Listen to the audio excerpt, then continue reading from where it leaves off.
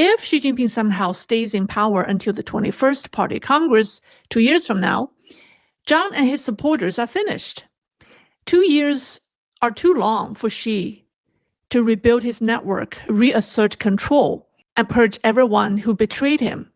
And that's why their relationship is described as oil and water, and they simply cannot coexist. And yet one question continues to puzzle people like us, China watchers. When it comes to war and Taiwan, Xi Jinping and Zhang Youxia seem to agree, or at least they don't openly disagree. People are asking, if Xi Jinping and Zhang Youxia are sworn enemies, why does the military, now under Zhang's control, still appear to carry out Xi Jinping's policies? Is it because they actually agree on the idea of war, or is it just a temporary truce, with both sides pretending to cooperate for their own survival? Or maybe it's something even darker, a plan that serves both, but risks plunging the world into chaos. Here's my view. Zhang Youxia and Xi Jinping do not see eye to eye, but Zhang is using Xi's political ambitions to expand his own influence and tighten control over domestic affairs. In other words, Zhang is exploiting Xi's war rhetoric to strengthen the PLA's power. Let's take a closer look. So on Xi Jinping's side, he has every reason to start a war. It's his last resort to hold on to power. He is still officially the commander-in-chief, right, of the PLA, and launching a war would let him reassert full control as head of the CMC. Once war breaks out, China automatically enters martial law, society locks down, protests stop, dissent disappears, economic hardship justified. And then she becomes the unchallenged ruler once again. And he's been preparing for that moment in China. So let me give you a rundown list of preparations that Xi Jinping has been executing. So schools and universities have intensified military training for all students.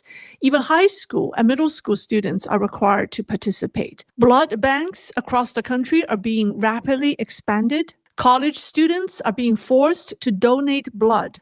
Sometimes their GPA or graduation depends on it. In some middle schools, elementary schools and some middle schools, students are too young to donate blood, but their parents are pressured.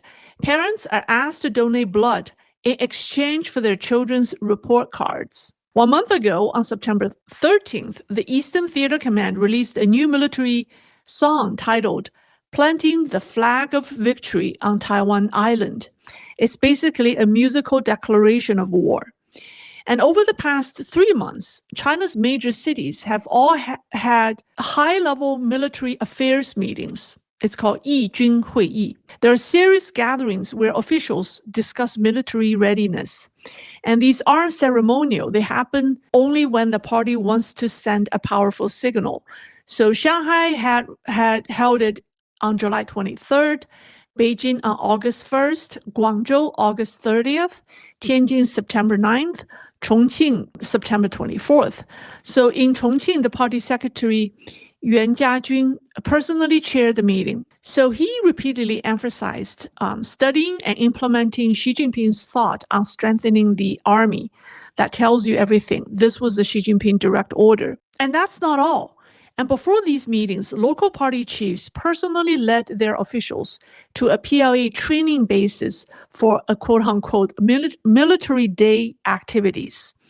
It's another direct order from the very top to force every local leader onto Xi Jinping's war wagon. So while Xi Jinping's camp is seriously planning for war, does this mean he's ready to attack Taiwan? And what about the purges inside the PLA? Does he even have enough commanders left to lead a war? And the short answer is no. Now, let's step back and see the big picture. Yesterday, Taiwan's Minister of National Security, Tsai Ming-yen, said at the Taiwanese Legislative Yuan that 16 of PLA's 32 generals are missing.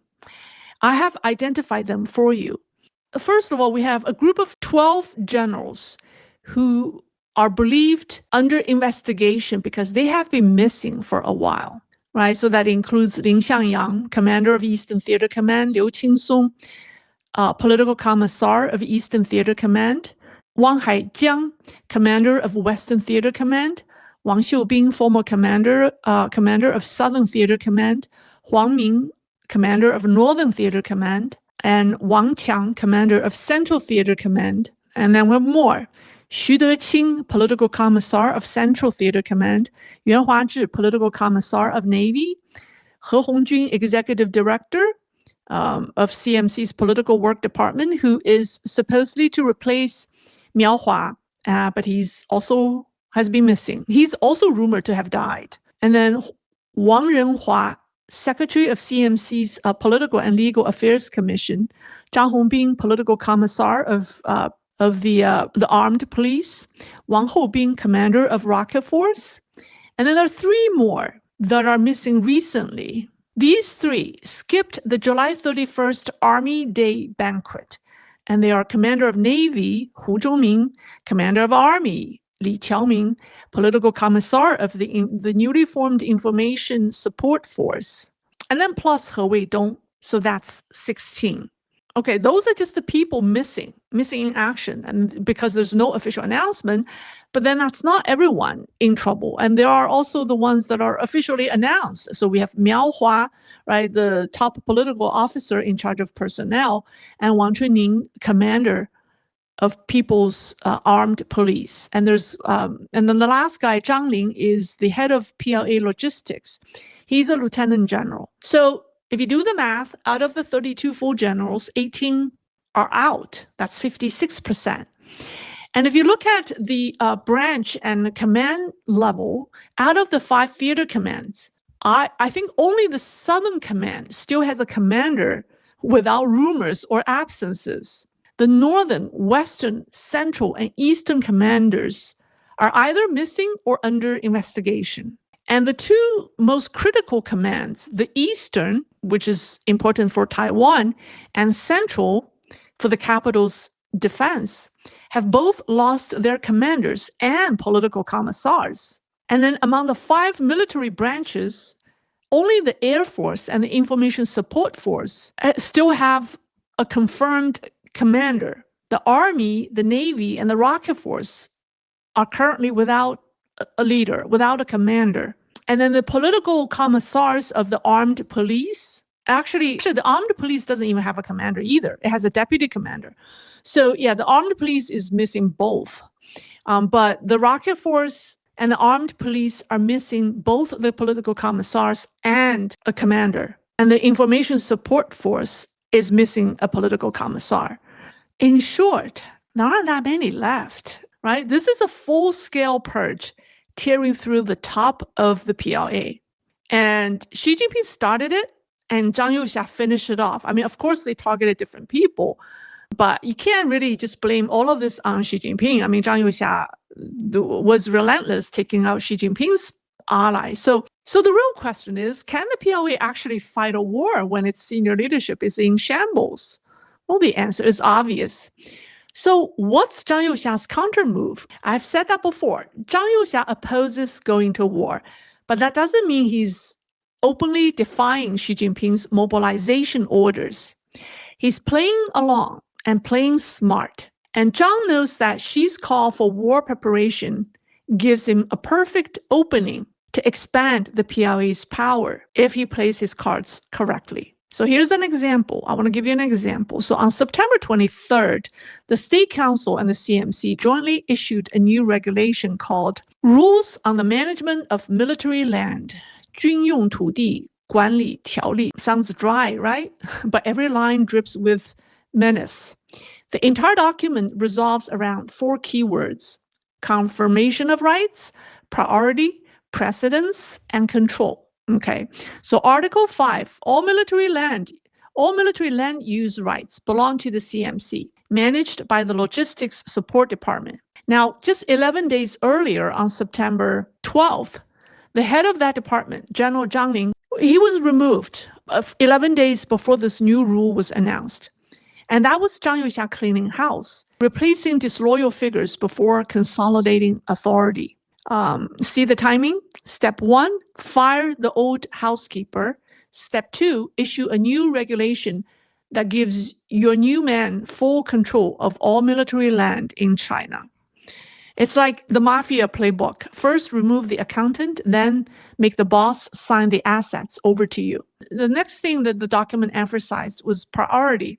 Article 11 says that local governments must prioritize military needs in all city and land use planning. Whatever the military wants, it gets. Then comes precedence. Article 13 said that if the PLA wants land for a project, it can take it first and deal with the paperwork later. If that conflicts with city planning, too bad. Those city plans have to be rewritten. And finally, control. Any transfer of military land must be approved by the CMC. No approval, no deal. Even land swaps must benefit the military, equal or greater value, delivered within 2 years. So this isn't a dusty regulation. This is a power tool. It shifts control of China's land, its most fundamental resource, from civilian hands to the military. So you are no longer negotiating with the military. You are working under it. And that's the new reality. Civilian planning, economy, infrastructure, finance is being subordinated to national security. An invisible fast line, or invisible fast lane, I should say, now runs beneath the entire civilian system, and it's labeled military priority. And remember, the CCP's power has always been built on land. Land is its currency, right? And whoever controls the land controls China. Now that control is moving from the government to the military, and land is no longer the government's wallet. It's the PLA's war chest. This isn't about real estate. It's about power transfer. It's a quiet military takeover disguised as a regulation. In short, Xi Jinping's call for war is a double-edged sword. It gives him a chance to reclaim power, but at the same time, it empowers the military, especially Zhang Youxia, the man who truly commands it. And that's why Zhang Youxia isn't worried about Xi Jinping's war narratives.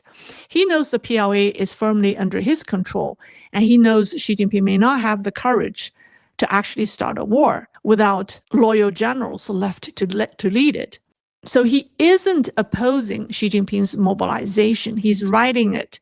He's using it to consolidate power, one regulation, one purge, one quiet takeover at a time.